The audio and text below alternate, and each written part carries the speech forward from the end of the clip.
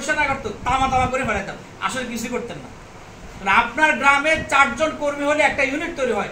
আজকে পর্যন্ত আপনি সেভাবে কোনো উদ্যোগ গ্রহণ করেন নাই যে আমার গ্রাম থেকে 4 জন কর্মী বের করে আমি একটা ইউনিট তৈরি করবো। এভাবে আপনার কোনো প্যারেশানি নেই। ইউনিট তো দূরের কথা, একজন কর্মী হলে একটা দাওয়াতি ইউনিট হয়। আপনি এখনো আপনার গ্রামে বা আপনার পাড়ায় এখনো দাওয়াতি ইউনিট তৈরির কোনো চেষ্টা চালান নাই।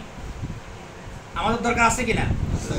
কাজী নজরুল ইসলাম আজকের এই ঈদের দিনকে বর্ণনা করে বলেছেন, যতদিন না কায়েম হবে খোদার ধরায় তারই দিন, কিসের আবার ঈদের খুশি, এই সবই অর্থহীন। আমাদের কাছে এই সবই কি?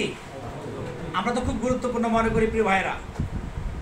আমরা যে সময় আমাদের ইফতার আইটেমে 12 আইটেম দিয়ে ইফতার করি, আমাদের আইটেমে খেজুর থাকে, কোরমা থাকে, পোলাও থাকে, শরবত থাকে, বহু কিছু থাকে। একই সময়ে আবার ফিলিস্তিনের ভাইরা তার শিশু সন্তানের লাশ নিয়ে ভাঙাচোরা বিল্ডিং এ বসে তারা ইফতার করে, ঠিক কিনা? তাদের সাথে আমাদের পার্থক্য হচ্ছে আমরা বাংলাদেশে বসবাস করি, তারা ফিলিস্তিনে বসবাস করে। তাদের সাথে দিনের জায়গা থেকে আমাদের সাথে কোনো পার্থক্য নাই।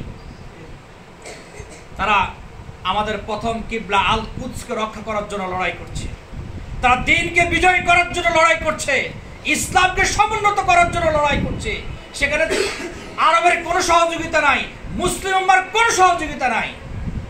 আমরা সামান্য জুলুম পেলে গর্ত ঢুকে যাই, ঘরে ঢুকে যাই, দোকানপাট নিয়ে আঁকড়ে থাকি, চাকরি বাকরি নিয়ে আঁকড়ে থাকি। অথচ রক্ত গঙ্গা বয়ে যাওয়ার পরেও তারা বলে নাই আজকে আমরা জিহাদ ক্ষান্ত দিলাম, লড়াই ক্ষান্ত দিলাম, ইহুদিদের কাছে আমরা আত্মসমর্পণ করলাম। বলেছে তারা?